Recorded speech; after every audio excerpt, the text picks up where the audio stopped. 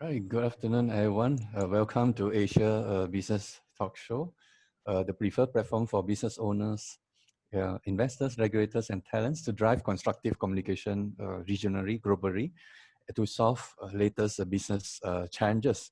So if let's say my mic is not functioning, let me know because sometimes internet. Let me introduce of the panelists and hosts because some of you first time come across us.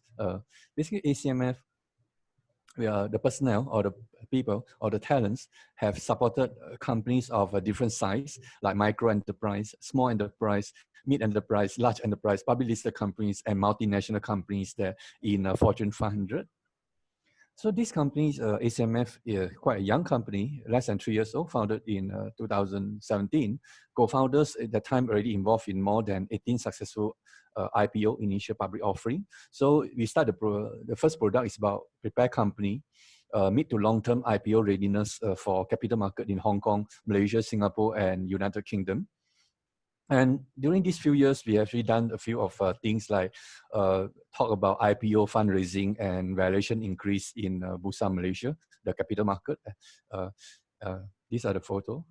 And also thanks to have Ms. Hanita, the Senior VP of Bursa Malaysia, join us. And also thanks to Mr. Salihuddin, the VP of Bursa Malaysia, join us. And also we have a chance to visit Singapore Exchange and understand and talk about more collaboration and all that. And today we actually can pass our customer or client to regulator to support, free of charge, and creators project. And the industry, the ACMF personnel have supported quite a lot.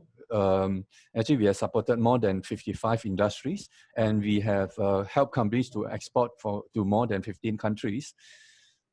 And we also gone through a few financial crises and supported companies to go through that through business transformation, like financial crisis 1998 and financial crisis 2008. But every time you see the financial crisis, after a few years, you follow with amazing, a lot of business opportunity. And this year, this time, COVID-19, it seems like the opportunity come a lot earlier. A lot of opportunity started already actually, but it come in very different form that we never seen before. It's quite amazing. And today, we ACMF, with the partners, we have talent pool of more than 3,000 years combined experience. So today we have, thanks to have Yihao, Senior Managing Partner of ACMF BOSR, Steve, Senior Managing Partner of ACMF BOSR, Vighnes, Senior Managing Partner of ACMF Human Capital, and Edward, Senior Managing Partner of ACMF Corporate Services. So the host today are Senior Managing Partner of ACMF Strategy Alliances, and my name is Lewis.Chong. I'm Head of Global Strategy and from ACMF Strategy and Growth. So the details and contact of speakers and panelists and hosts today, you can find them at the Facebook ACMF group page. And allow me to introduce the speaker of today, Mr. Vighnes, Managing Director of Senssei Consulting Solution. That's his email address. And Mr. Vighnes actually have more than 21 years of working experience in various multinational companies like GlaxoSmithKline and a few others that is very large. These are all within Fortune 500 company, if not mistaken. And Mr. Vighnes has a Bachelor of Science degree, University of Malaya, and also MBA from University of Malaya. And when it comes to course rank, that's long list, and actually it's still a lot. So we just summarize a few, like certified in Lean Six Sigma Master Black Belt, and continuous improvement, change management, good manufacturing practices, GMP. GLP means good laboratory practices, and GSP, good storage practices, and logistic and supply chain, and many others. The core services of Mr. Vighnes today is consultancy in business strategy and transformation, also business health and gap analysis, quality services, quality systems and continuous improvement, and programs like Lean and Six Sigma, and many others as well. So during the presentation, you feel free to ask questions pertaining to the topic in Facebook chat, Zoom chat, or raise your hand. Then we will ask question or involve you when we have time. We purely answer question about business issue. So that means we do not discuss issue about religion, sexual, race, politics, or performance of regulator, performance of government, because today situation is quite tough. So nobody is perfect. So there's a lot of area. So we want to talk about something positive and move forward to build value together. And host will continue to mute all the mic. So you suddenly might find your mic all muted. Please activate your mic when you speak. Let's welcome Mr. Vighnes. His topic today is a leading change in the pandemic COVID-19 crisis. So I stop sharing my screen, then I pass over to Mr. Vighnes now. Thank you, Lewis. I'm going to share my screen now. Yeah. Hope everyone can see it. Alrighty. Yes. Oh, good. Okay. Lewis, can you see my screen? Yes, I can see your screen. Yes. Okay, good. Hi, everyone. Good afternoon. Hope everyone is good today. Staying safe, staying at home. I know it's not a good timing, especially when you're looking forward to your Hari Raya. Some of us are going to celebrate over the weekend, but thanks for coming and joining this. I think this 1 hour session brought to you by ACMF. Thanks ACMF for having me today, and hope to. Yeah, can you hear me? Yeah, can hear you. Okay, good. So, hopefully I can share some of my experiences managing the crisis so far, based on my work environment that I've been in for the past couple of months, coming back from my assignment abroad. So some of the things that I saw happening during the pandemic, or before it was a pandemic, and how leaders and organizations can manage through this crisis. So having experienced some of this crisis before in my work life, during the 2008 or 1997 crisis, 2008 crisis, and now this crisis, what I see is there's something fundamentally different from the previous crisis, because this has got a multi-dimensional angle to it.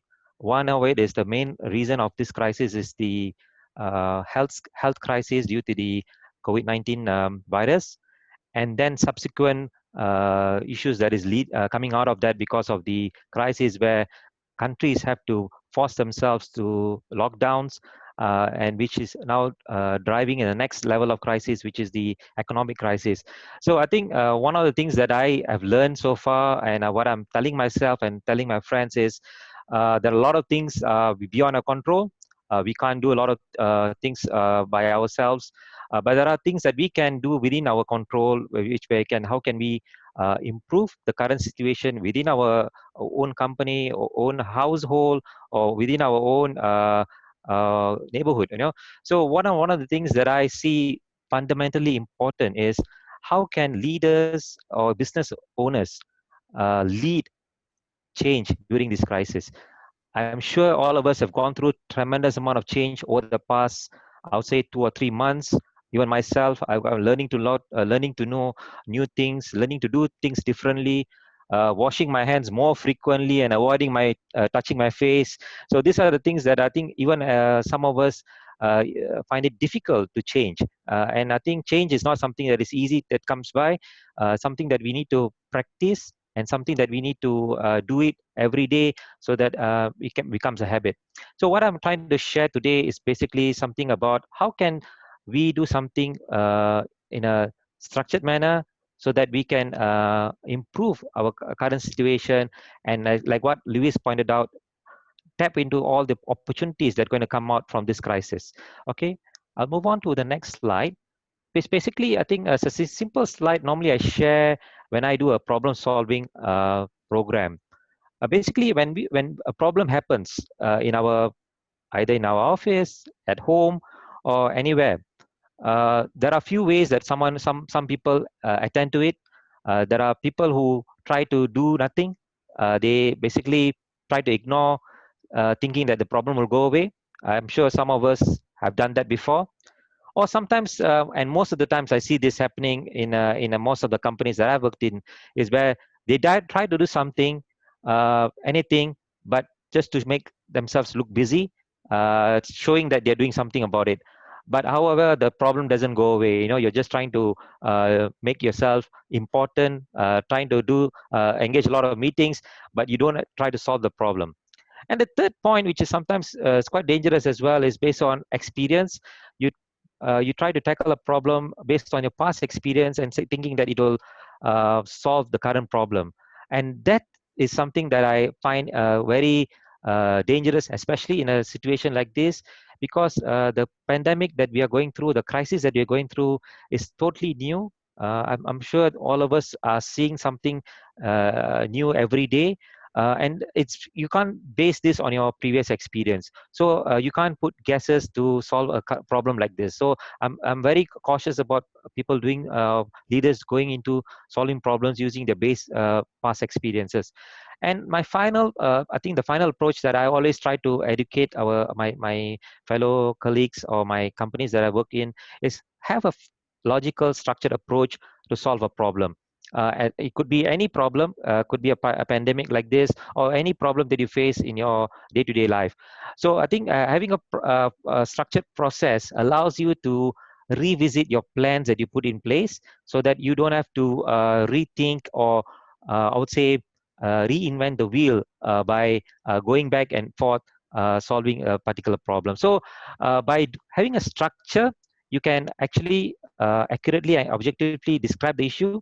That's very important. Sometimes I would say more than 50% of the problem is solved by actually understanding what is the issue. And take time to understand the problem, understand what is happening, what is the impact to us, what is the impact to others, by using facts and data. I think that's very important. And finally, I think don't jump into conclusion, don't jump into solution mode immediately. I would say don't firefight, and most importantly, don't blame others.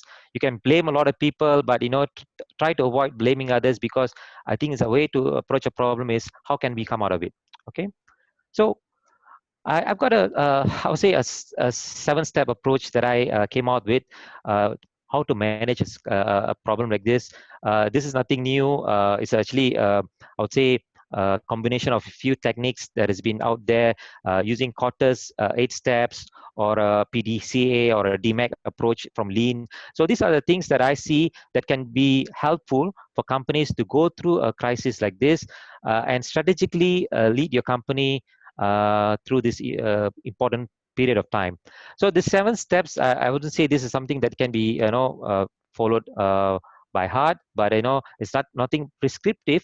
But I think it helps us to look at this problem in a more structured manner, as well as more objectively.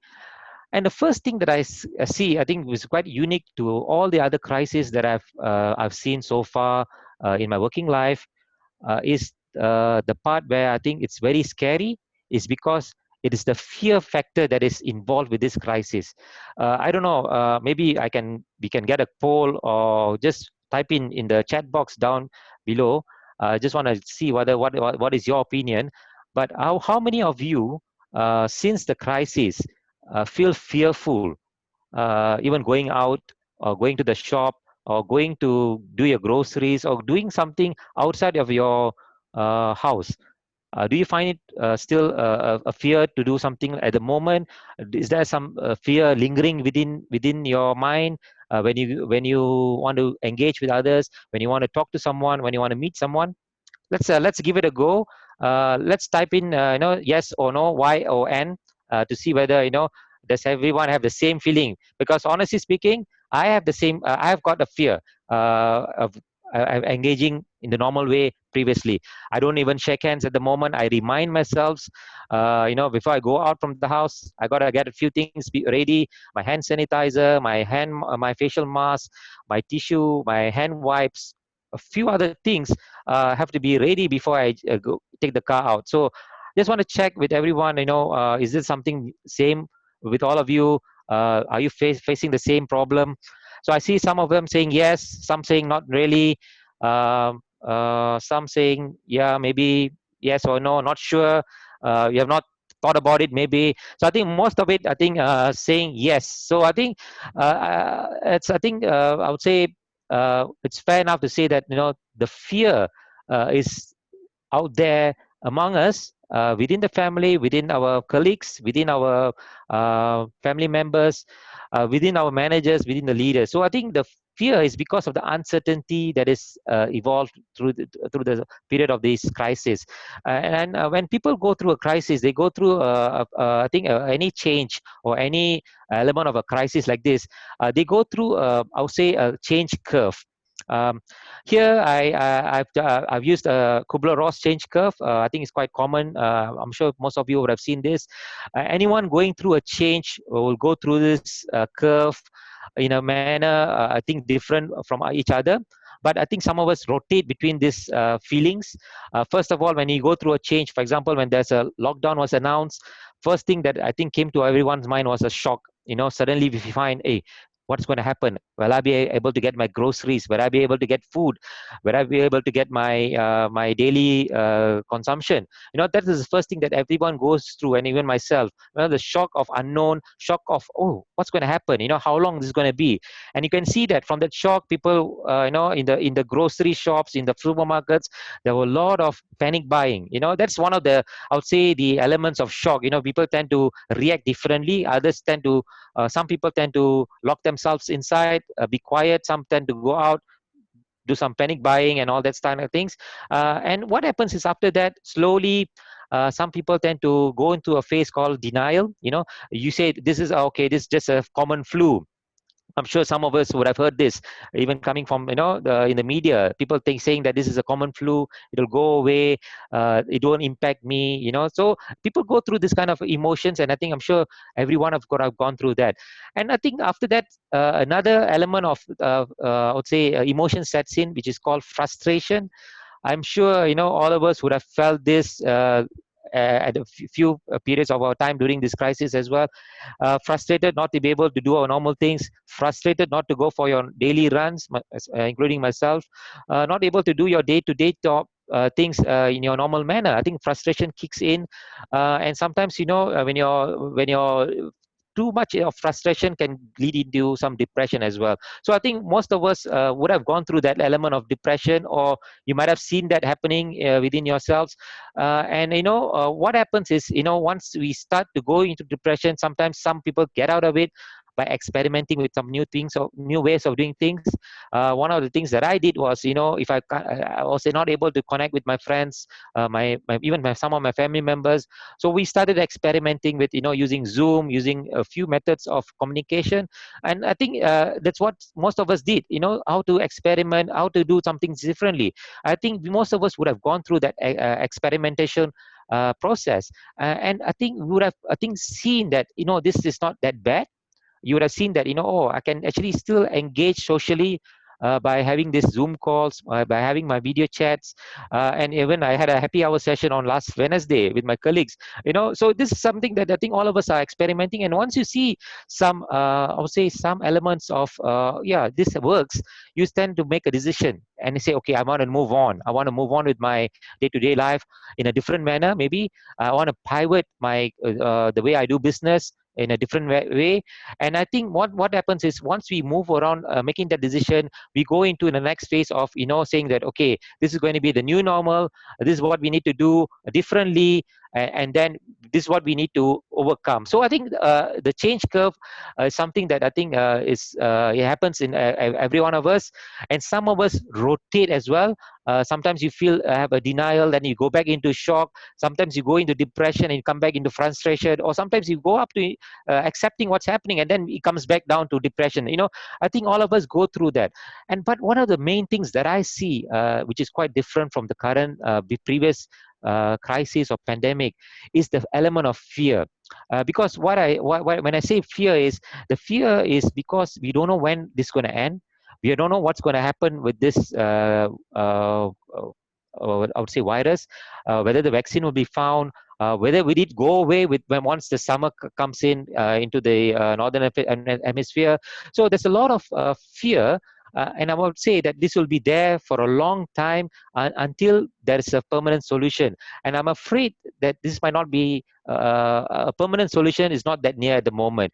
Some of my doctor friends told me that, maybe you may have to live with this virus like we are living with dengue. There's no vaccine for dengue at the moment, or the HIV. Virus is still there. Got to live with it. So I think all of us have to accept sometimes, that this is not going to go away. But what we can do within our realm of our control is how can we be prepared, or how can we make things better.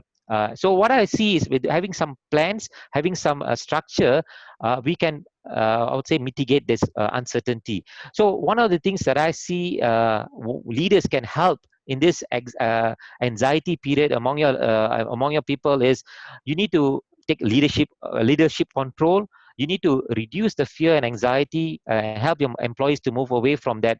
I would say move up in the cycle of I would say curve. You got to lead with heart. You show to show that you care. Leaders need to show that. This is the time for leaders to step up. You got to come forward and show your face. If you can't do it face to face, maybe on a webcam, on a webinar, have a call with your colleagues, have a call with your teams. Show that you care. Show that you can help them.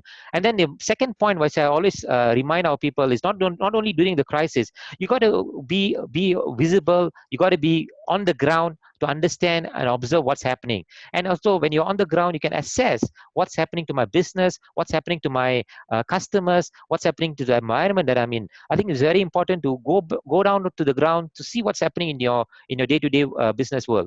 And then I think the third point I think is very important for leaders is, no matter what, you got to remain calm. You got to be confident. You got to be realistic. So being calm and confident, I think, gives a lot of reassurance to your team, reassurance to your subordinates and your family members as well. Yeah. And I think when I say realistic, I think it's very important when it comes to realistic is when it comes to your business plans. I'm sure that most of you would have had a 2020 business plan carved out late last year or early this year. But I think you got to be realistic. I think with the pandemic now, all that goes out the door. You got to go back and look at your business plan again and see what's going to happen with my business. How can I pivot my business to something new, look for something different, sell something else that is going to be importance for the moment. Yeah. And finally, I think a lot of things, you can put in paper, you got to have in your mind, in your head, but without taking it in action, you don't do anything. So I think don't get stuck in analysis of paralysis. You got to get going with something, take action, and then if you take an action, review the action and see whether it's working or not. I think that's very important. Taking action is a very important element in a continuous improvement process or putting a plan in place. So I think taking action, reviewing action, I think will really help to go through this moment of fear at the moment. Okay, maybe I'll just stop here for a while and see whether is there any questions. Anyone has got any questions on your mind? You want to ask any questions, or you want to prompt any questions? You can put it in the chat box below, and then we can have some time to look at your questions and try to answer them later. Yeah. Okay, I'll move on to the next part, which is the second step in managing this issue. Is how can we go into putting a step in place to stop this problem or to mitigate the problem within your company. I think one of the things is you need to have you need to form a crisis team. I was talking to some of my colleagues or some of my friends before who has got some businesses. I told them, like, look, you got to have a crisis team. If you don't have a crisis team, form one and treat this crisis as a project. I know it's something unique hearing this, because I think when I say treat it as a project, because the reason I'm saying this is because this crisis is not going to go away that soon. So what I see is companies need to, I think, manage this crisis maybe till end of the year or maybe till early next year. So treat it as a crisis. Have a project manager. If you have the team that a big team within your organization, have a project manager to manage this crisis, because most of us would have seen this coming, because the element of change that is happening within the country in terms of managing this crisis is always changing. New SOPs are being rolled out, and as a business leader or as a top manager, you might not have time to look at what's happening in the current environment. What's the new SOP that is being implemented? So having a person leading up this project would really help you to manage the current situation, so that you can be on top of things, you can react quickly to any changes that has been brought out by the government or even by the authorities. So have a team, have a crisis manager or project manager, and I'll say even a change manager to help you within this uh, next to 6 to 7 months, I would say. The reason I'm saying this is, in order to find a solution to any project or to make it successful, a team needs to be active, and it has to have visible leadership. So for the team to work, I would say well, the team members should be have the, I'll say, ability and willingness to contribute the time, because in this kind of crisis plan or crisis project, we don't know how long this is going to take, and sometimes they need to work over, from their day-to-day work. They need to contribute more time from their day-to-day work on maybe on weekends. So I think the team members need to have that kind of attitude. They need to have that kind of I would say energy to go through this project. I would say, that they need to help the company. So, and understanding, they need to have the understanding of change and how the change will happen in that company. So they need to have that organization knowledge of what will work within your organization, so that when you implement the changes that you're going to put in place, it will work well. And again, as I mentioned, strong leadership is very important to drive this change, because without leadership, whatever change that you put in place might not be sustainable. And finally, I think communication about the change, about what's happening, is very, very crucial. A lot of people, I think, fail in this. A lot of companies fail in this. They think that by sending out an email or by sending out a notice is enough. But I think communication, I think will be shared by the next speaker, is very important, because the more you communicate during a crisis, the better the outcome would be, the better the change outcome would be from the entire episode. So I think one of the things that I've seen worked very well is using a RASI approach, where you use a RASI tool to make sure that you identify who are the people who are supposed to do some of the actions that are supposed to be taken. So having a RASI chart prevents conflicts between team members, and it prevents confusion who's supposed to be taking responsibility. So one of my friends told me this, they've already implemented some action plans in their organization, but there's a lot of confusion because they were not sure who's supposed to do what, and who's supposed to be accountable, or who's supposed to be informed of those things. So come out with a RASI chart. RASI stands for, R stands for responsibility, A stands for accountability, C stands for consultation, and I stand for informed. So I think a RASI tool will really help you when you start a change plan, so that you can prevent all these conflicts and prevent a lot of, I would say, wasted time managing this kind of conflicts as well.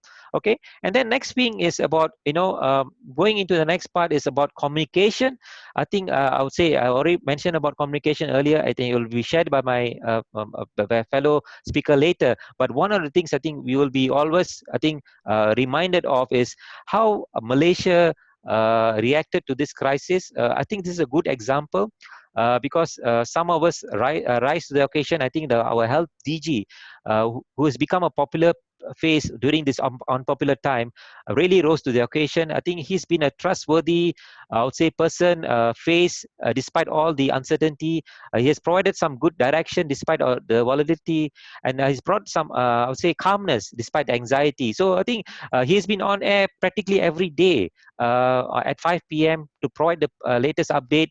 I think this is one of the greatest example of communication about making sure that people understand what's happening and people get some guidance on what need to be done. I think this is a good, I would say, a good example, a good practice, and I think this has been also acknowledged globally by other countries about how our health DG has managed this. So I think this communication, I think, goes way beyond your day-to-day work. I think it's very important to communicate and communicate and communicate. I think I'll move on to the next part of my sharing. I'll try to go a bit faster.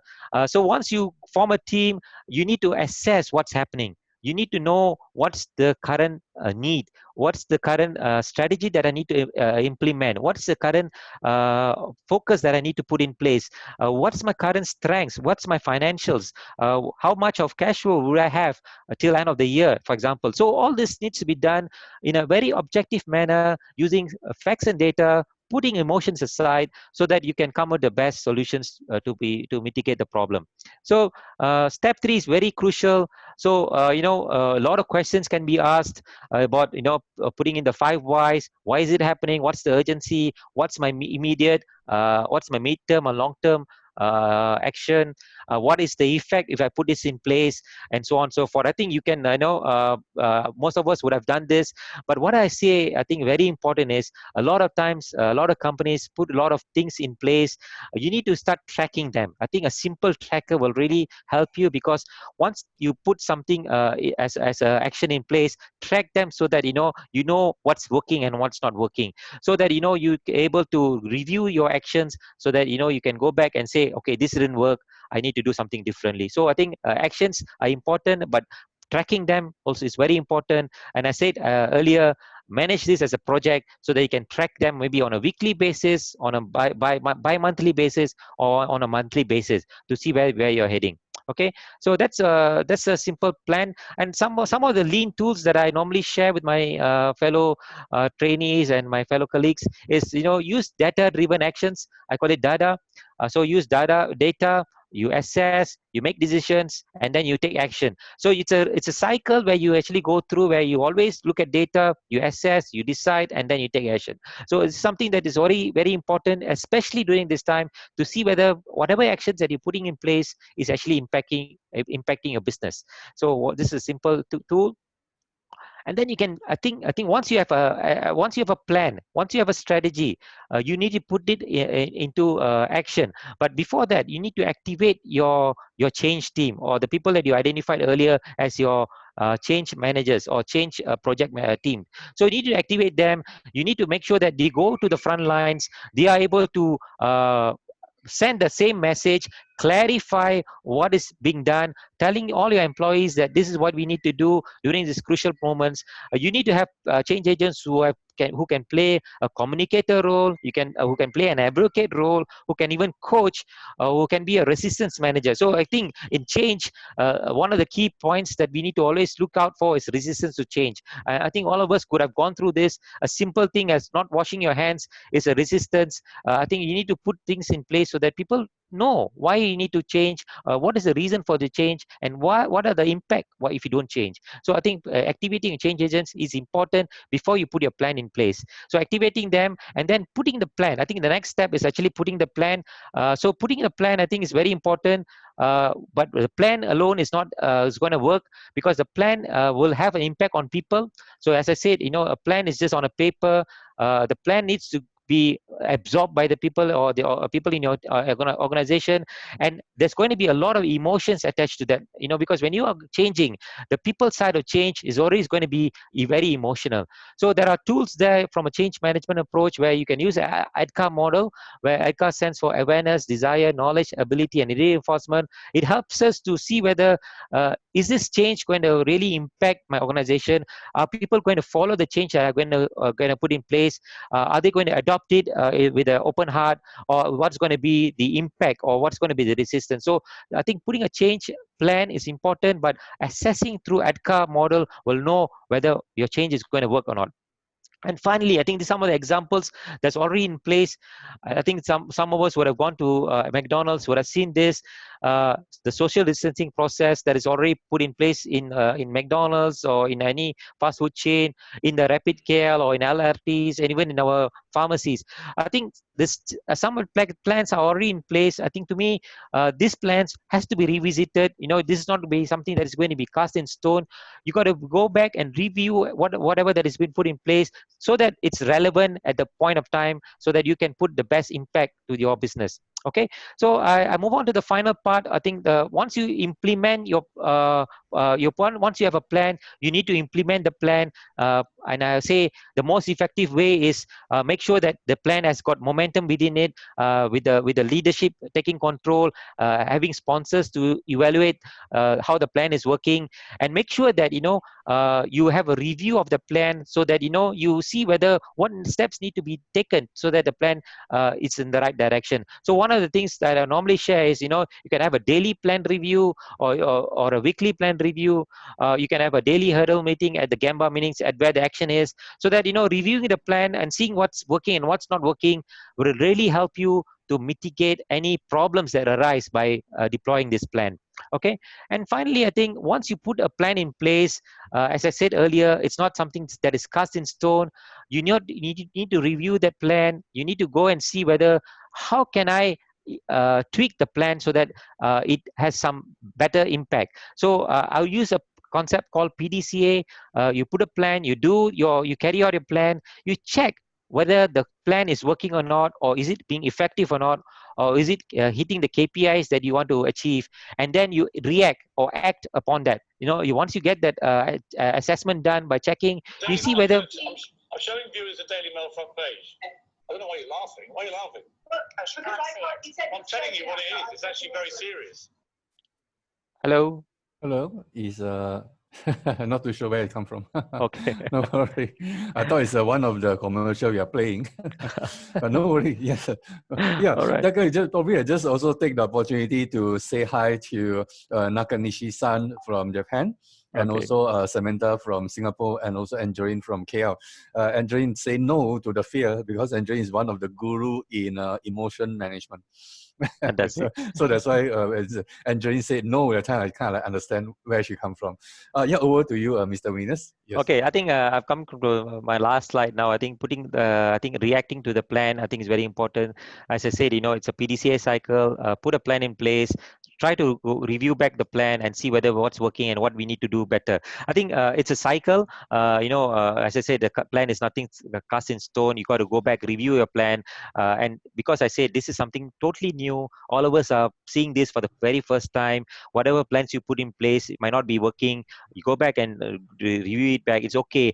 And one of the things that I always advocate is there's no perfection. There's only continuous improvement. You always can improve from your previous plan. Review your plan. Go back, and I think the most important point what I would like to highlight is the PDCA cycle has to be done with your team. The people who are executing the plan. Go back to your team members. Go back to your colleagues. Go back to your employees. Ask them what's working, what's not working, and then try to do it better. I think that's about it. Lewis, any questions? Any comments? I will let Mr. Saravanan. I'm not too sure he's still. He raised his hand. I think Mr. Saravanan would like to ask something. I'm doing unmute for Mr. Saravanan. So let me just. Yeah, Mr. Saravanan, can you hear us? You want to say anything? No worry. If you remember, you want to say anything, you let us know.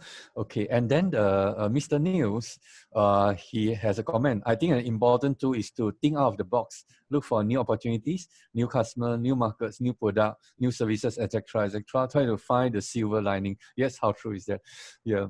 So I think the session for time management, probably I would. Oh, that's another colleagues or. Okay. Is it Mr. Saravanan, or you can help me to unmute? Can you help me to unmute Mr. Saravanan? Yes. Okay.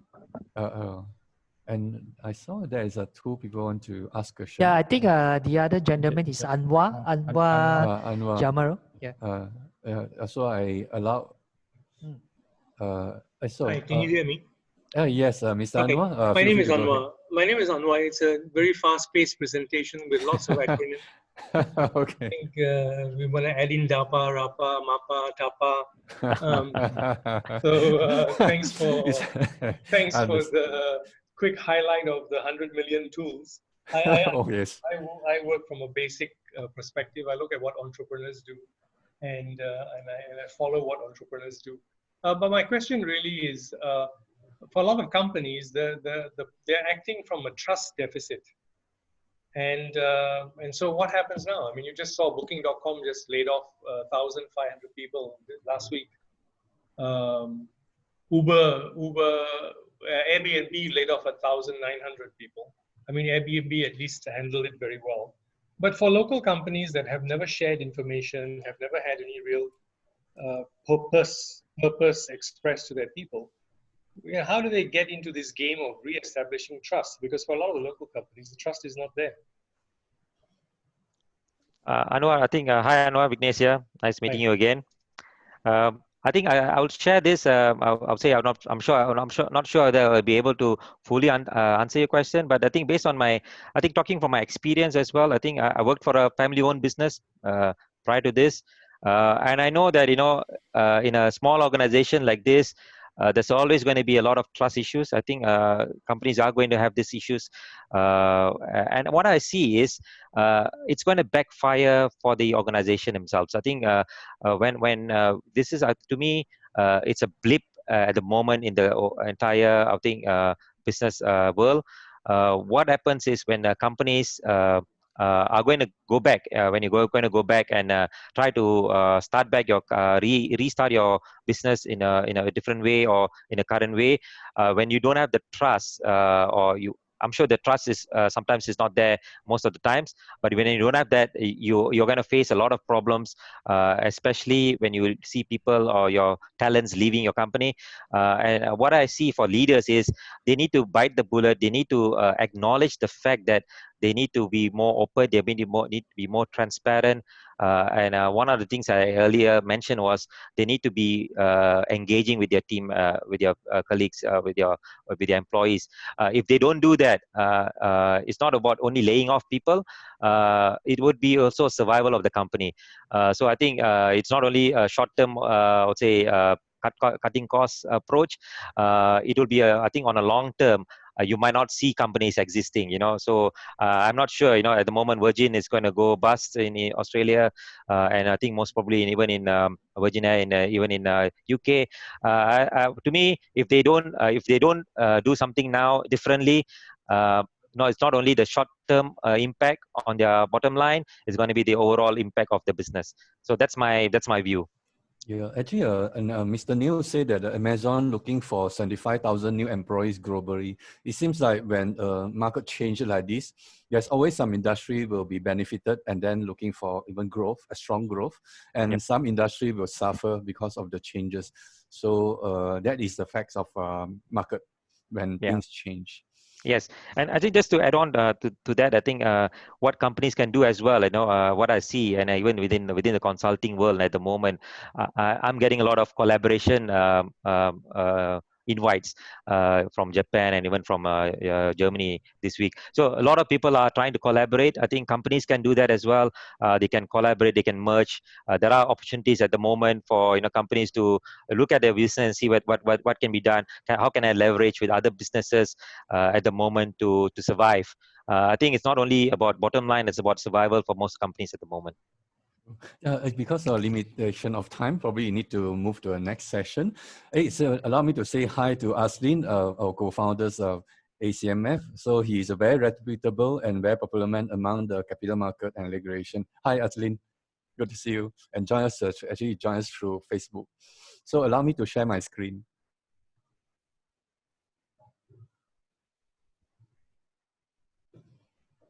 You guys able to see my screen from the photo? Yes. Okay, thank you. So this coming session I'm going to talk about is crazy revenue model.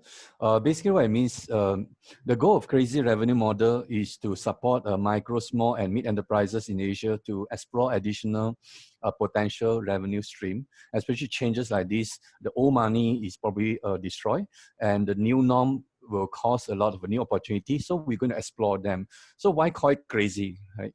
Because either it's still new, or actually the existing revenue model or the business model is not proven yet, or simply is not acceptable yet at this point in time. So we just want to explore and have fun with it.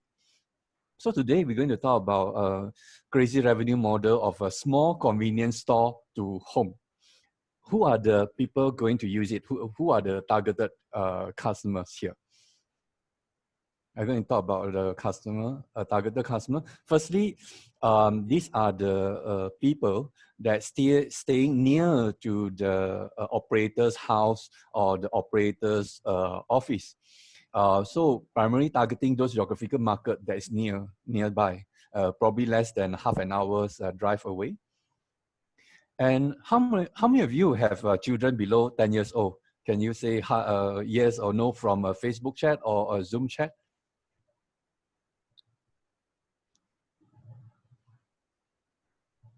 Theo, Mr. Theo. Okay.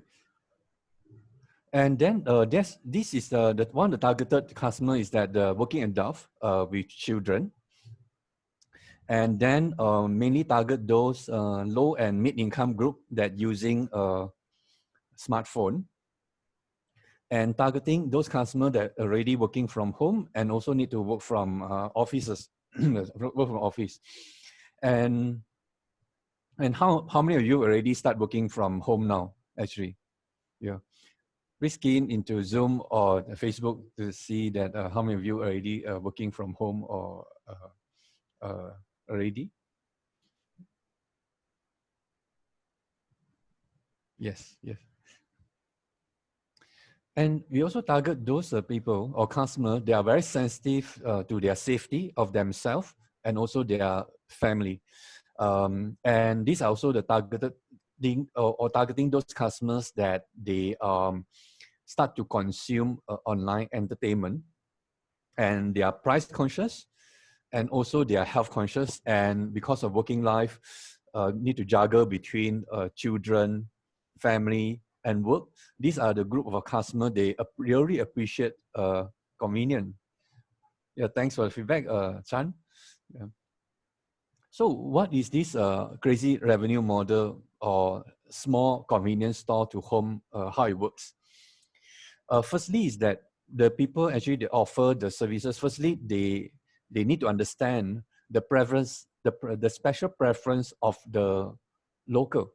So the first question is to ask that what are the local needs, what they want that is a different, slightly different from the other marketplace. Probably I would like to share one of the. You guys able to see my Firefox browser? Yes, we can. Yeah.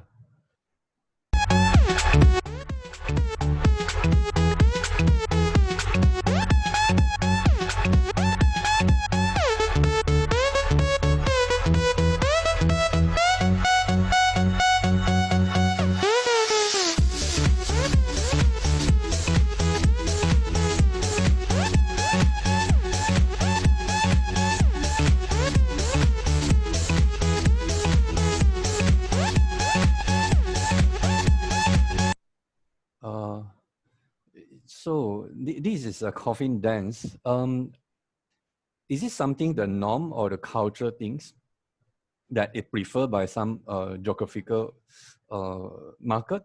But is it the services or practice that acceptable in some part of the country? Like I think I still remember, because I'm from Penang. So during Penang, the time when I was still young, very small. So during some of the funeral, actually they do have a music band and all that. And then you can see a lot of adults carry the coffin, and then they walk for a few kilometers. And like my grandfather at the time, actually they walk from Aitam near the pagoda until almost the Georgetown, quite far. They walk a lot. So but this is a special thing that probably in some marketplace they will not able to see this. Like probably if you do that, probably your family going to disown you because it is not a culture. Yeah. And in some marketplace that they like, for another example, in some marketplace they really take this special fruit, durian. Some they name it durian, some they call it Mao Sang Wong or a blackthorn and all that. It can be quite expensive. And how many of you are taking a durian actually? Don't mind asking. Or yes, durian, you love durian or you hate durian? Feel free to share with us in the through Zoom chat or also a Facebook chat.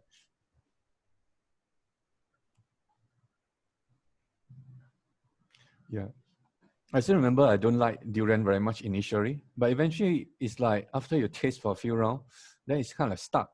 But of course, in some country, if you watch YouTube as well, and you can see people respond quite badly to even the smell of the durian, and even the cat respond very badly to durian smell. I think majority of the hotel do not allow people to bring durian into the hotel at this point of time. Okay, so then what you do is that you understand the unique local taste, and then you bundle that into your offering. Then even in some country or in some places, they even prefer fruit or belacan, sambal belacan, as a local delicacy. So with this understanding, they start to source and collaborate with a suitable supplier to bring them into the ecosystem so that they specially, so what is the outcome? The product offer now, they differentiate themselves from those, the mainstream bigger player, like those large supermarket, large convenience store. So this allow those small home-based, a small outlet to serve their local community of a few thousand people and have a good business out of it. So then with the clear understanding of the local, then they start to do sourcing and collaborate with the right suppliers. And they even can, this is a photo source from a storeroom rack Singapore. So you can actually just use one of the corner of the house or small place to store some of the product. If let's say you do some of the product is quite common, and then it's a hot item, you always can expect people to place order every day or every week. So that's the one you stock up a bit. Then some of the product you think is not that common, you can actually let the supplier to supply to the customer directly. So then you have a special business just for your local community. And today, and to many people supplies, actually to your surprise, actually you can actually get a low cost mobile app for a few thousand or $1,000 or $2,000 only. Or if you want to go even budget, some even can supply at less than $1,000 for one mobile app. And it's very easy to get it now. So why is good? Because a lot of people see, one, you get your icon appear on iPhone or the smartphone. Then once click, they always go to your latest promotion and also the latest item you want them to consume. And then you can work with even the delivery like Grab, like Foodpanda and Gojek, and or a few others. Or you can do your own delivery. Let's say you have a transport to do it. So you do a house delivery. And in some cases, actually people do come out to get food. And especially the food that is a special one, they cannot get it from the larger supermarket or hypermarket. They actually go to visit the house. They collect the food from house. They collect the food from a special outlet or even a sports center for those special food that they cannot get from the bigger supermarket. And even you can do something called a special promotion. Like for example, some of the vendor, or they have a certain store, and then they are looking to sell it off because of the expiry date, or because they overstock, and then now they have too much of surplus. They're willing to release the extra unit using a special deal. So then you can do a special promotion to your local, say, hey, this is a time that you buy this food, then at a very special discount. And with this, you can actually promote it to your current royal customer that already signed up or buy a lot from you. Or you can use this to acquire a new customer. Yeah, so this is basically the idea of a small convenience store to home. So micro or small enterprises can look into it to serve your local community. Yeah, feel free to ask questions. Let's say anything you want to ask, or feel free to add your opinion. This is a crazy model that we just explore. Yeah. Thanks, Lewis. I think for this one, in my view, definitely is going to help, especially these micro and small business owner right now. Why I say so? I just look at the two parameters right now: agility and speed.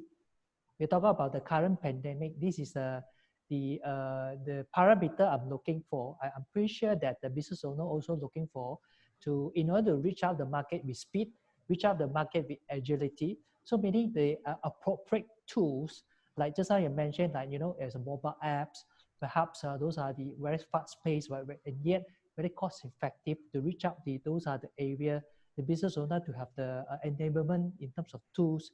Then perhaps this tool also can branch out to have a little bit more established to the footprint in terms of the delivery point of view, rather than do everything on their own.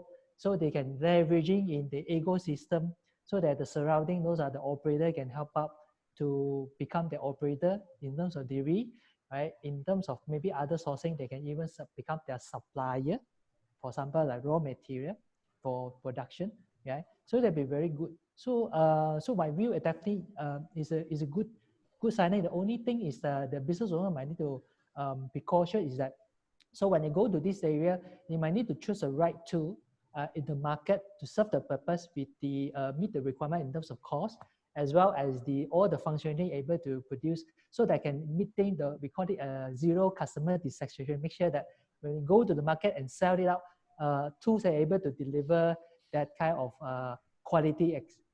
Yeah, so that's my view. Yeah. Thank you. Thank you.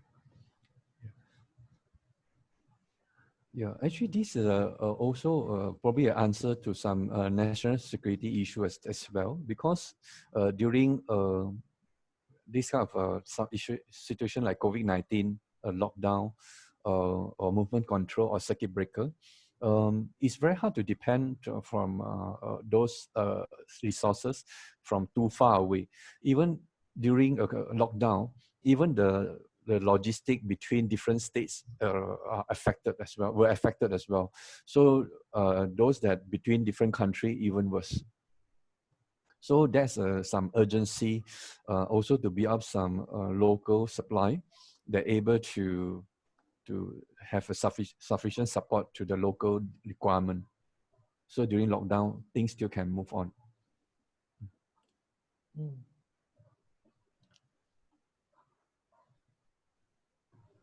Yeah, okay. Any more question? If not, then yes. Okay, thank you. So a disclaimer. The disclaimer is always the advice by a lawyer is that we have not done 100% survey to triangulate all the facts covered in the sharing. Therefore, error is potential. We have not validated the facts covered in the sharing with the local regulator and licensing requirement of all countries. Therefore, error is potential. The sharing is not recommendation for financial decision making. So please check with your advisor, coach, consultant, local regulator, and or qualified personnel to support your decision making. So Asia Business Talk Show always very keen to cover area or the business challenges and issue that need support. So we will look into it and then we will share the solution. Like for example, lately there is a search of requirement to support on fundraising for micro and small enterprises. So we are going to have another talk in fundraising for micro and small company. Allow me to introduce the next speaker, Dr. Saiful Amin, Adjunct Professor and Acting Head of MBA for Genovasi University, Associate Consultant of Putra Business School, Principal Advisor for Training and Consultancy, UNIPEQ, subsidiary of UKM Holdings. This is the email address that we can reach out to Dr. Saiful. And Dr. Saiful still lecturing or UPM, Genovasi University, Xiamen University, and UKM. Co-creator of a World Universities Peace Invitational Debate, and former technical director of Malaysia Universities Debating Council, and actually a long list of credentials Dr. Saiful have. And feel free to ask questions pertaining to the topic in Facebook chat and Zoom chat, or raise your hand. We'll answer a question if you have enough time. So let us welcome Dr. Saiful about telling, his topic today is telling the right solutions in the right manner, pre and post preparation. So I will stop sharing and I'll pass over the screen sharing to Dr. Saiful. Okay, thank you very much. Bismillahirrahmanirrahim. Assalamualaikum. Good afternoon. Ni hao, Marley Vanakkam, Kombawa. So, wonderful afternoon. As mentioned by Vighnes, change is the name of the game. I'm wearing my prayer outfit because this is like almost the third month that us Muslims cannot go for Friday prayer. So, I'm wearing it anyway. So, just to make me feel good. And things would change. Behind me is a stack of my wife's expensive tudungs. Last couple of months, we were thinking of buying more, but because of this current situation, we're thinking of selling some. Yeah? So things change. If we embrace change, we tend to do something. And when we tend to do something, we'll find more ways to overcome problems we think we have. Sometimes they're not really that big of a problem, but we just need to find a way. So mine is specifically on communication, but I'd just like to start with leftover, if we can call it that. Before that, someone asked me earlier, how come I look young? But I have retired. Maybe it's the camera, but actually I took optional retirement after 20 years with the university. And the long list of titles that you have shown, none of them are paying ones. We sort of like work together. So like Alhamdulillah, we kept on working. Like for example, with my case with UKM UNIPEQ, we kept on sending new proposals. We kept on giving platforms. We kept on sharing, and finally we got 3 or 4 gigs secured in June, which is quite good because a lot of my friends are not having anything yet. So it's just the fact that we have to find ways doing them and find ways to accept rejection, because a lot of people now in the mode of rejecting things because of financial constraints, so on and so forth, but I just have to keep finding the way. Yeah? Other than that, I'm an avid rugby player. I've been playing rugby for over 30 years. I plan to play until I'm 50, but unfortunately, because of COVID-19, I have to retire at 49 because there'll be no rugby in the foreseeable future. I'll share my screen now. Wonderful young ladies and gentlemen.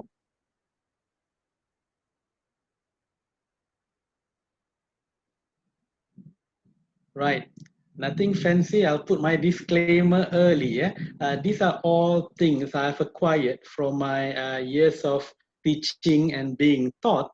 And please do bear in mind that just because I believe something is right, and if you believe something else, that does not make you wrong. We just have a few right answers.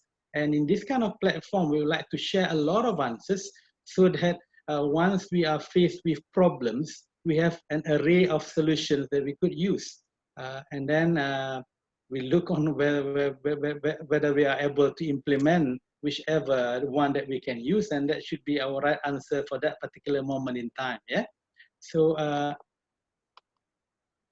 hang on. Right. I'm pretty sure you recognize this guy. So in these 2 months, hopefully they will not extend MCO anymore, but it's a good time to learn. I've learned how to play the keyboard last 2 months. It's tough, but you can learn, and there's a lot of ways to do stuff. I finished a book, for example, a book that I've been putting off for a couple of years. There's a lot of things to do if you but do something. Okay, Lewis, I'll give you a free copy if you pay and publish it, no problem. The rest of you will have to pay some token amount. Yeah? I'd like to remind what Muhammad Ali reminded himself and a lot of people. He himself hated training, but he realized that if you don't come for training, the possibilities of us becoming champion will be quite low. So we're going to have to keep on learning. And now, because of the COVID-19 situation, we're going to have to learn a lot of stuff. We're going to have to unlearn a lot of stuff. Yeah. So here's where I'm going to continue where Vighnes answered the question from Anwar, I believe. I did for 2 particular companies. They are the bosses are very nice people, but unfortunately, they just don't have enough fun to go. So I told them, so if you don't mind sharing how much you have left, maybe we should share that to the people working for you. So in one particular company, there's 28 staff. So the boss just told them, hey, I only have like 1.5 months pay left, and we're using the so stuff. It's not going to last forever. So we're going to have to do something about this.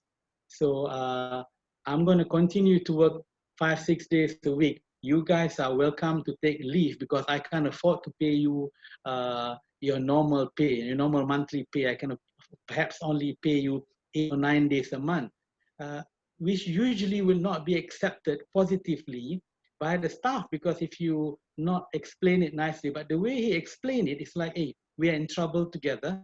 We'll find a way. And by finding a way, he explained the way like the way Lewis is explaining about the possible business stuff, so on and so forth.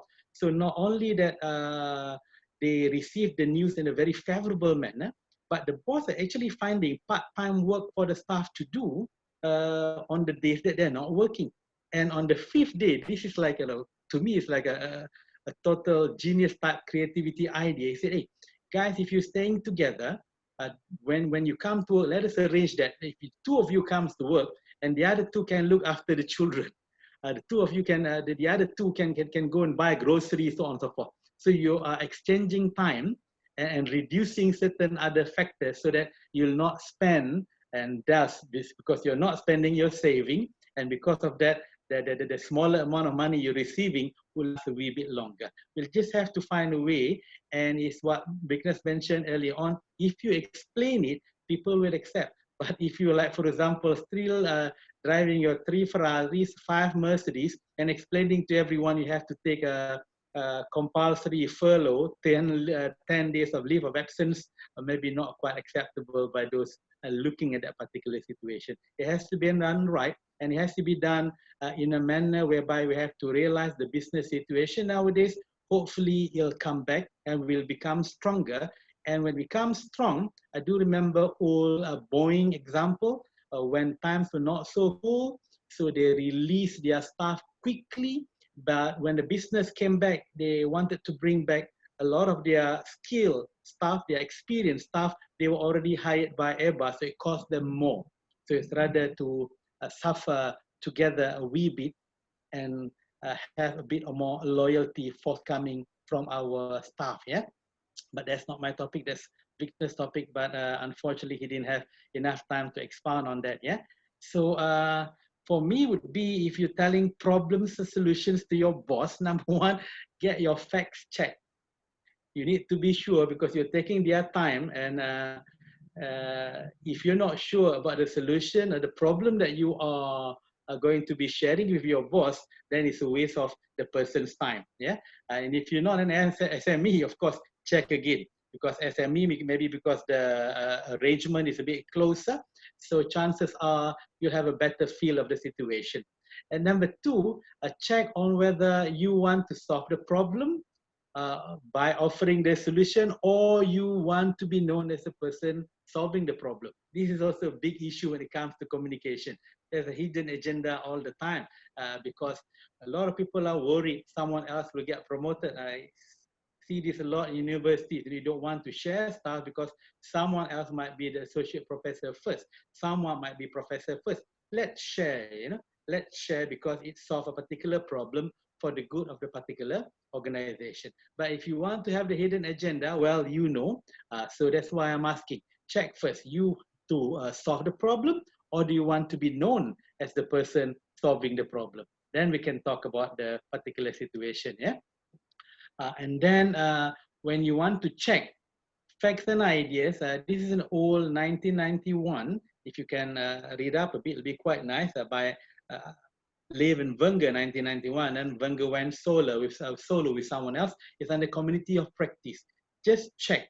So if you're, for example, if Louis, managing director, for example, let's not have managing director. If you're the senior manager, so a particular problem, you talk to your managers, and maybe one level above you, they might say, hey, Louis, the problem here is ABC. Fine and dandy. And then you go perhaps one level higher. They might say the problem is BCD. And you might go one level lower and they'll say the problem is CDE. But if asked 3 different groups, not homogeneous, 3 different groups on the same phenomenon, and they've all given different answer. One said ABC, one said BCD, one said CDE. So I'm going to go with you, Louis, since you can unmute yourself, So what's the problem, my friend? You talk to 3 different groups. You heard me saying it. So what's the problem? We have ABC, BCD, CDE. No, anyone can help me on this? So I no need help. lemang for you, my friend. I'm not sending lemang to your house today. So Dr. Saiful, maybe I give it a try. Yeah. Yeah, So go in ahead, that man. case Lemang that, for you. Lemang for yeah. you. Okay, good. So I was thinking that wearing their shoes on that self, there could be a real issue that highlight to me. So which means I need to try to wearing their perception, meaning wearing the shoe to understand the problem first. Then I come back to my wearing my cap of a leadership to try to consolidate what are the messages across the, not only the perception looking, I'm setting on the company perspective, look at it. Maybe hopefully by then I can be able to visualize the problem on your side will affecting my side. So that's my point. Great answer. I'll send you a photo of a lemang. Yeah. Thanks, Dr. Saiful. It's fully virus free.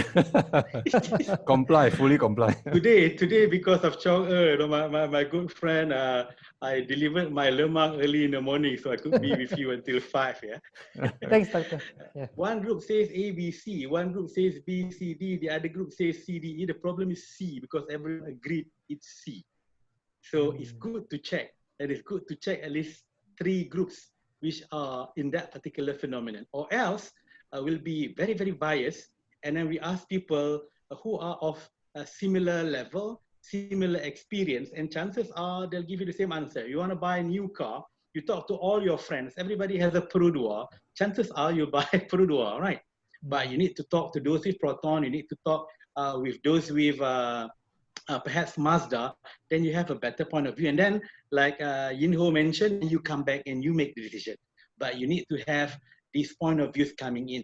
The more point of views, the better. But then again, we might not have the time. So 3 would be sufficient. If you're going to be doing research also, it'll be quite acceptable to do your master's or PhD with this kind of understanding.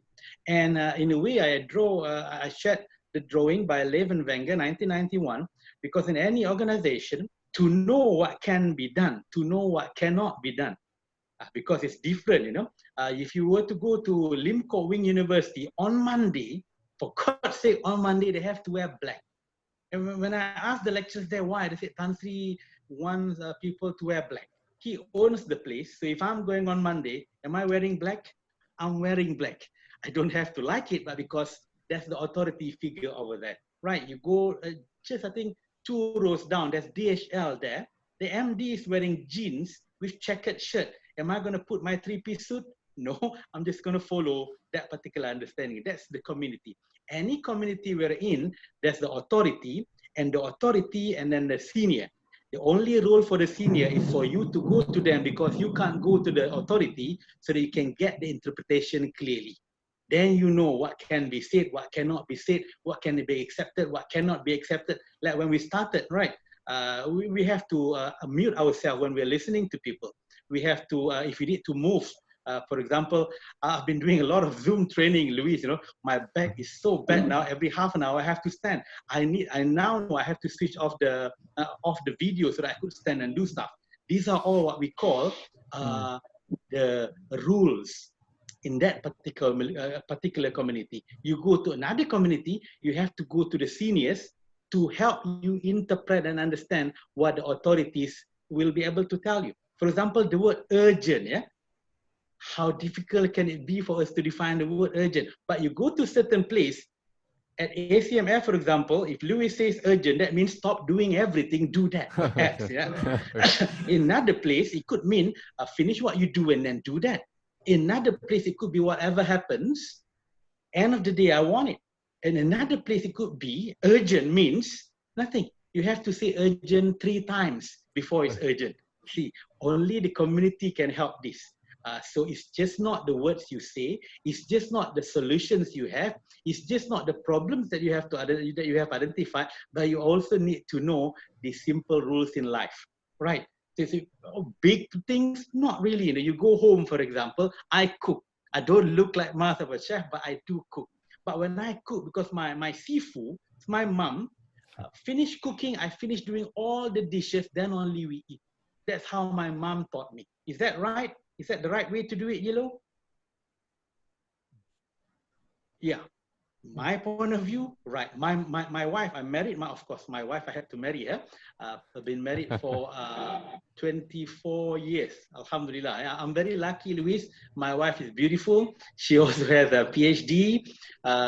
Very smart, very loving. I think my mother loves her more than she loves me.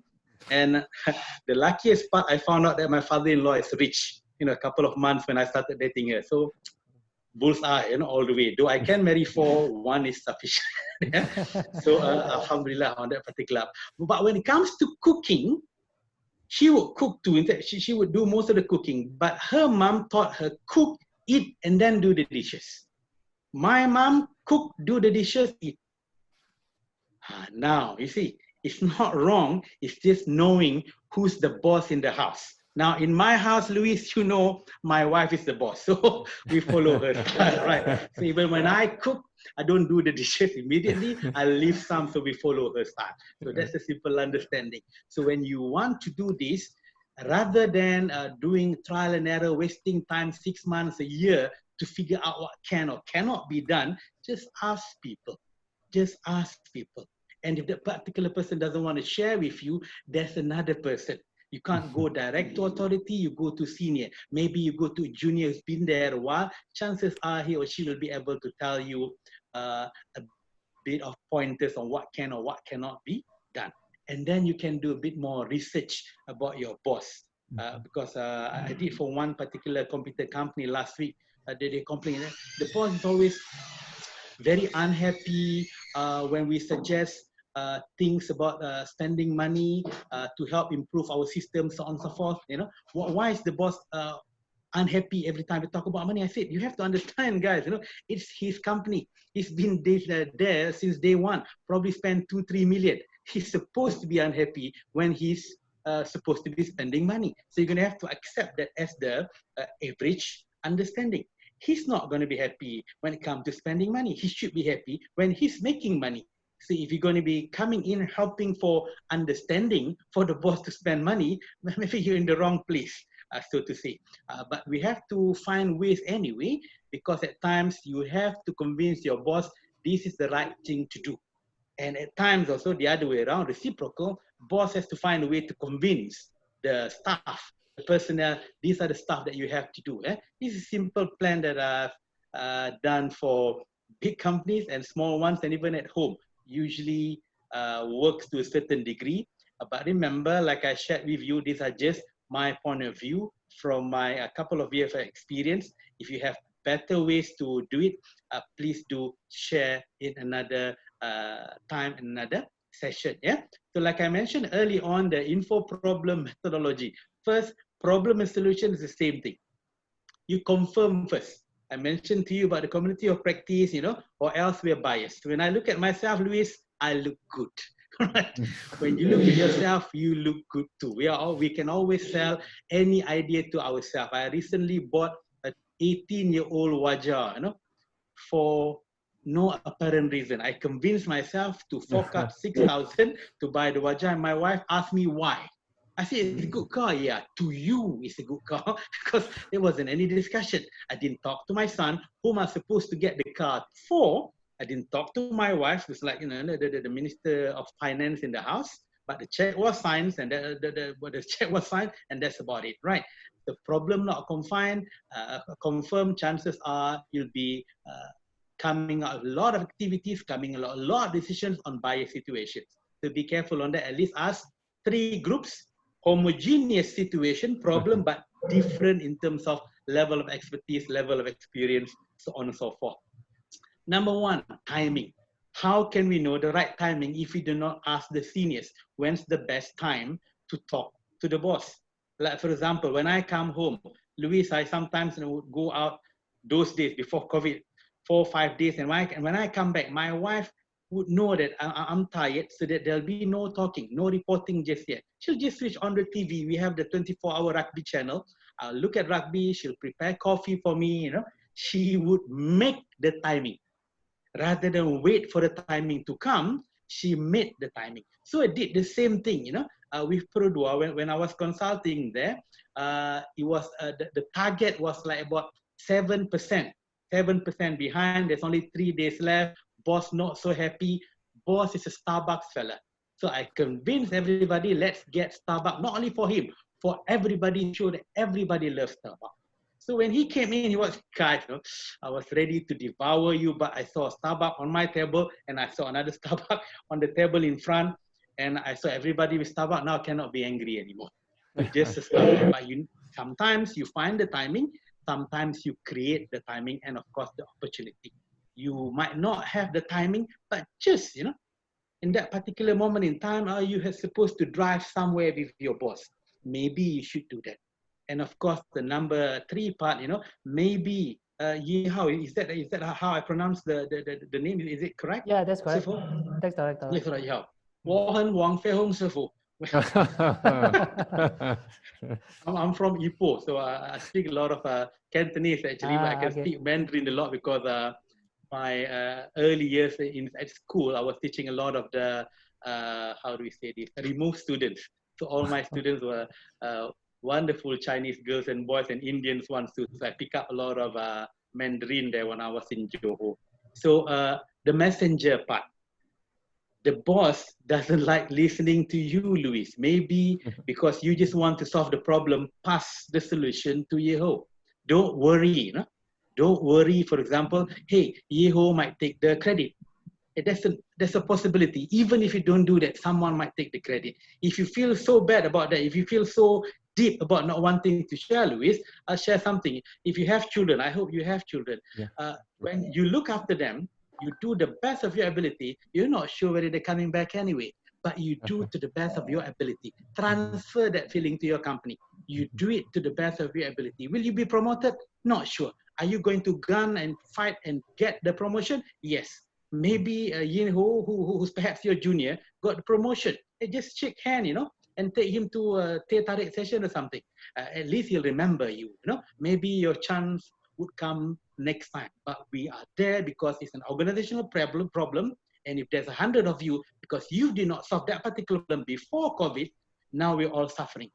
So rather, for example, someone else get promoted and you may be next time. But that's the belief. The show of the health DG, you know, why we trust him so much, because it didn't seem like he has any hidden agenda.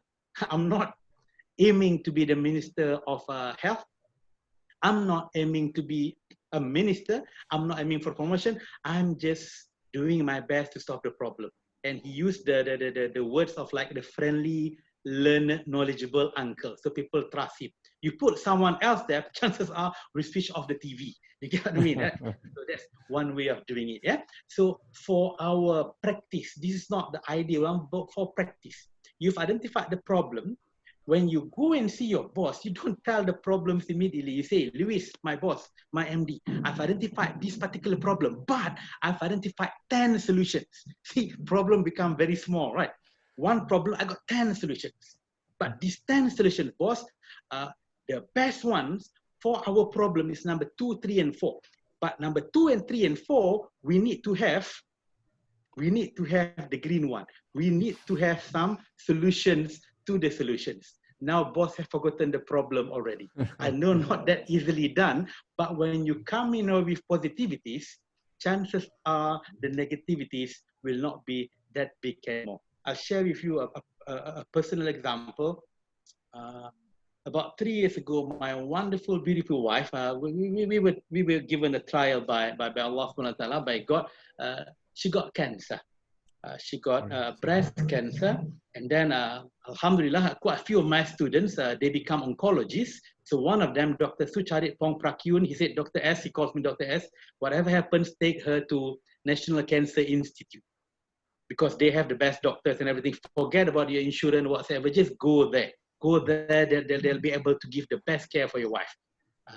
Simple understanding. You're not the expert, you're right. For example, a lot of professors, doctors, social professors, we think we're experts on everything. No, we're expert on our thing.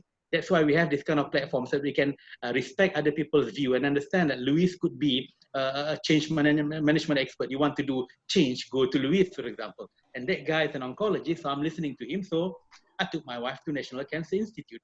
But I wasn't expecting that there were so many doctors that she have to meet on so forth. Some sessions I could be with her, some I could not. So being a good husband while waiting what to do, I went to the cafe. I went to the cafe, and then I met up with a friend, old friend. He retired from the university. I'm from Perak, he's from Perak. Perakians, we call each other yo.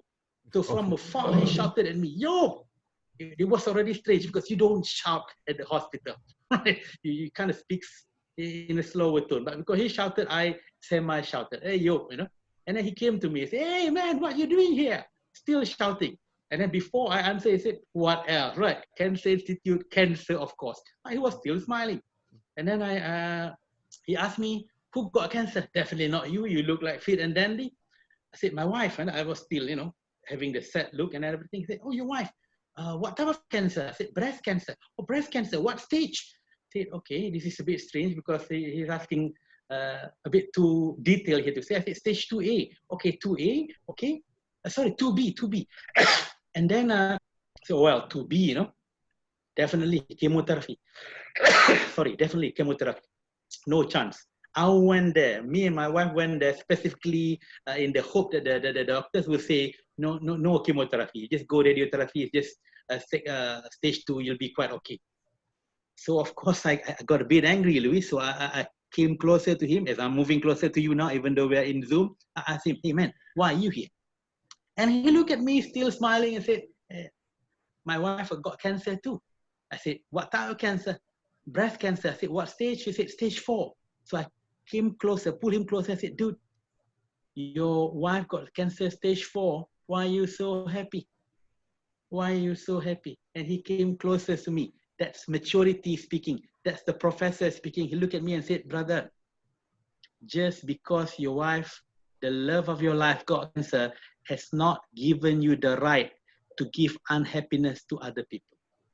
Just because you are in an unhappy situation, what gives you the license to share unhappiness to others? So smile, keep on doing that. And I believe because of that too, you know, me and my wife, we went through it, you know, well, not all laughing and smiling. There were some tears, of course, but that particular thing helped. So that's the way of using it. Overcome the negativities with positive markers. Say it in a nice way. Have a lot more positive things. List down all the positive, good things first before you identify a particular problem. Chances are it will be accepted. Even if it's not accepted, it will not be rejected outright. Simple message to such a complicated problem. And then, of course, try to give everybody, this is for the boss, everybody a say. Like if you go back to your house, I got 4 kids, Luis, you know, they all have a say. Like every year we have our annual holiday. So my 17, 18-year-old could ask me, Dad, how much is the budget? How much is the budget for the holiday? This is a question. 20 years ago, Luis, we asked our fathers this question, chances are will be thrown out of the house. But nowadays, we accept this. And that means you're transparent. If you make more, for example, like a boss, it's deserving. Why? You started the company. But it has to be transparent. If you are transparent, chances are you'll talk more, you'll discuss more, you will not have what we call meeting after meetings. I hope we do not have that at ACMF, you know, after a meeting of Luis and Yeho and the rest, and then we have a small meeting talking about the meeting. There's something wrong with the meeting if you're doing something like that, right? You take care of everything in the particular meeting. You have to argue. Like, for example, the big groups like Eagles, if you follow the rock band Eagles or Bee Gees, for example, when they are making their music, they're dead serious. They will argue just about every point. But after that, you know, they're good friends. For a long time, they were just good friends. So I'm looking at this in a general point of view. So now we go for the specific things that you want to have. If you want to be able to have the ability to frame positivities based on things which are not so nice, yeah. So your vision, yeah. Of course, you have to share the company vision, and you look at the stuff that you do, but you face some challenges. You have identified the challenges, but before the challenges are overcome, you need to have the GWS or and the GHH. I'm using acronyms too. I just added that because Vighnes used some. I thought, you know, it'll be quite apt for me to have some acronyms too. Yeah, very simple, very simple.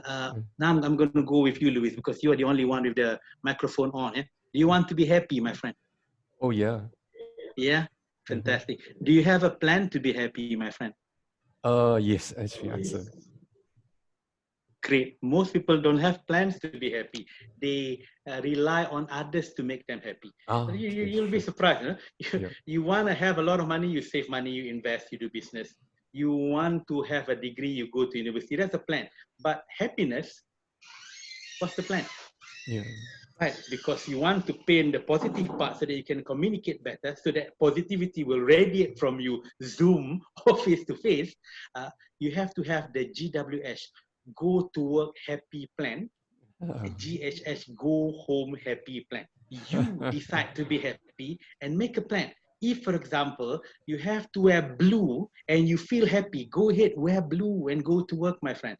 If you need to take coffee and that makes you feel happier, drink coffee before you go to work. If you need to feed cats, stray cats, go ahead, feed cats before you go to work. If you need to sing, you go ahead, sing. You need to speak, you do.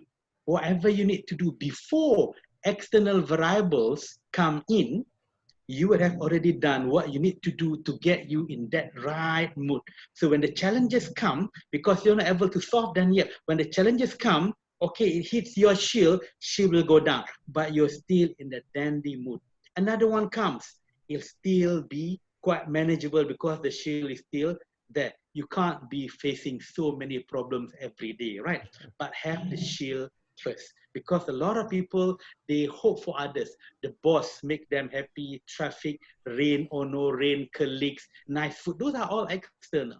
What you can control, like what Vighnes mentioned earlier on, what we control, we're going to have to be able to put more into it, because there's only 3 types of challenges that we have. One, we can't control. We can't control COVID. We can't control, don't be angry, don't be mad, right? No one wants to get into an accident. My daughter, bought a second-hand car 5 years ago, told her to go to the grandfather's house. She decided, better go to Secret Recipe first. And of all the cars in Kajang, she decided, accident of course, to hit Toyota Hilux.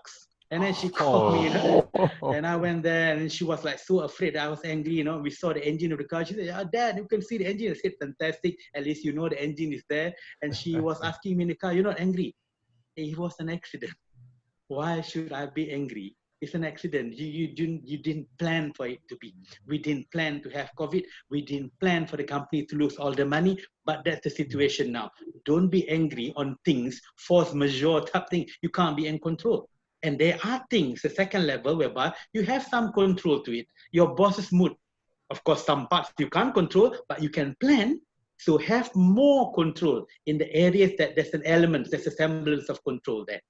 But the part where you have total control, waking up early. I'm a morning person, Lewis. I used to sell vegetables, shop will open at 4:30. I have to wake up at 3:30. So I cannot understand why people, I used to sell vegetables in Ipoh. That's why I can say la chu choi sam, la chu chai. I can say in Cantonese quite fluently. But if you need to feel good by waking up early, why do you wake up late? You are in control, wake up early. Right, I have a 1,100 ringgit tie. I do not know whether to you it's expensive or not, but to me it is expensive. Someone asked me, Saiful, are you showing off? No, man, makes me feel good wearing that tie. And if I feel good, chances are I'll make you feel good too. And if I put on something, I feel lousy, how's that gonna work? How's that gonna work? That's not gonna work, right? So that's the essence of the communication part. That's the preparation before the communication. You to be the positive messenger, and then the confirmation that that's the solution, that's the problem to the best of your ability, and then you find the best ways to deliver to your boss, even up to the point whereby you decide that's not the right time. Maybe I'll just have coffee with him. I'm going to tell him tomorrow. I'm going to tell him later, or I'm going to get Yeho to tell him, because you need to find the right opportune moment. People might say it's ideal. Try it. Try it. It's quite simple. Try it with your family first. there'll be less arguments, there'll be quite a few democratic situations in your life, and people will not remember you as a father of the dictator, so to say. Yeah? So that's a bit on my sharing. So the last part here would be my wonderful, can I say colleagues, colleagues, gentlemen who've stayed for almost 2 hours to be able to listen to me. Just whatever you do, even though we can't be shaking hands nowadays, if I'm next to you, Lewis, I'll look at you. I'll acknowledge that you're another human being. I'll smile at you, Lewis, because I know those who look and smile will have no problem saying hi. And those who got no problem saying hi, if Muslims, we say Assalamu alaikum, have no problem saying thank you. If we look at each other, we smile, we say hi, and we got no problem saying thank you. You took me for lunch, you take me for lunch, Lewis, and you say thank you. What more can we ask for? Would you not want to be in an organization like that? Would you not want to have a boss like that? Would you not want to have a colleague like that? Will you be having communication problems if all our colleagues like that? Yes, we do. Yes, we will. Yes, we will argue, but those are going to be, God willing, more worthwhile ones. So thank you very much for listening to me this late afternoon. All I can say is share. Sai, Mikanandri, or if there's any Bangladeshis here, don't know about yeah. Or to the Japanese guy, how do we say that? Arigato gozaimasu. Thank you, Dr. Saiful. Thank you very much for the insightful sharing. Yep. I think, may I share the screen from my side here? Sure. Yeah. I'll stop sharing mine. Yep. Yeah. So, thank you, everyone. Is it okay, please, to help us to answer a poll that so it allows us to get feedback? Then, because we always look into continuous improvement. While we're doing that, thank you. Thanks, Ken Kong and Phil Phillips and Victor for joining us. And yeah, and thanks for inviting. Thank you. Thank you, Dr. Saiful. Thank you, Dr. No problem. Saiful. Yeah. Oh, Mr. A.L. Chan, he just shared that actually durian Penang called Ling Feng Jiao. I think Ling Feng Jiao is is the name of an actress from Taiwan, not mistaken.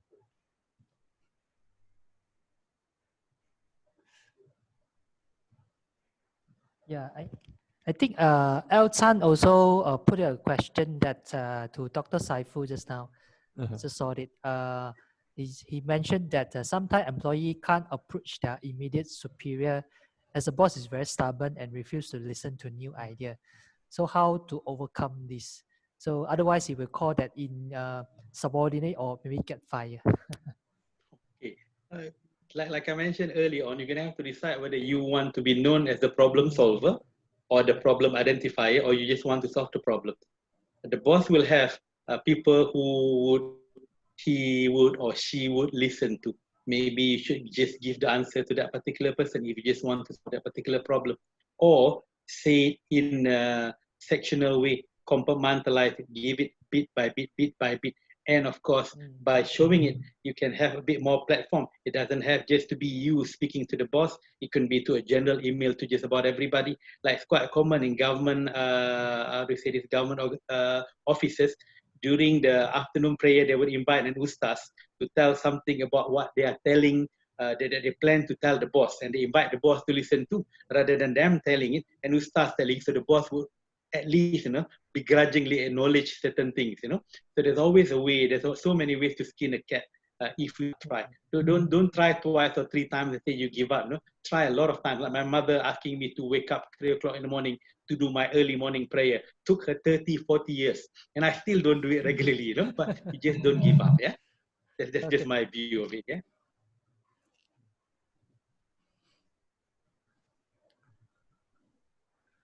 Thanks for A.L. Chan here.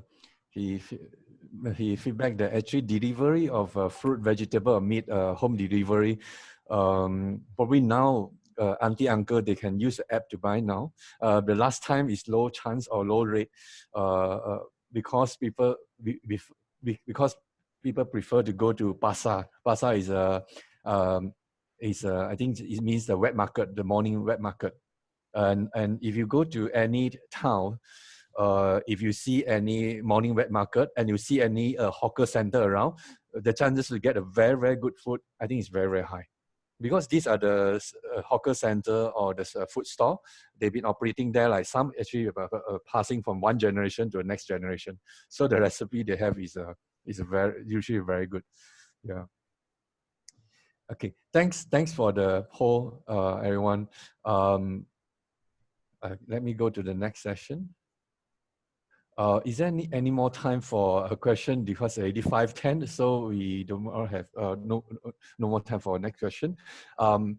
Today's our Asia Business Talk Show. We will upload this to YouTube in 1 week's time, and for any business issue you wish us to cover, please email to us at abts@acmfgroup.com.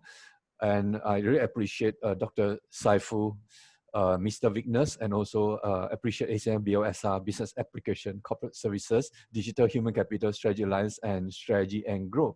So forward the next session, based on the feedback of the participant and all the friends, to say that actually Friday afternoon should be usually a bit slow, because many people still working or happy hour preparing.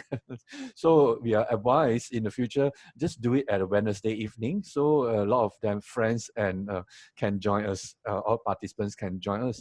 So the next session will be 3rd of June, Wednesday, 8 p.m. GMT 800 means the 8 p.m. Beijing time, Hong Kong time, Kuala Lumpur time, Malaya time, Shanghai, Singapore time. Thank you very much for joining us this week, and really thank you for all the speakers and panelists. So looking forward to see you again. Really thank you because of all the wonderful feedback. Thank you.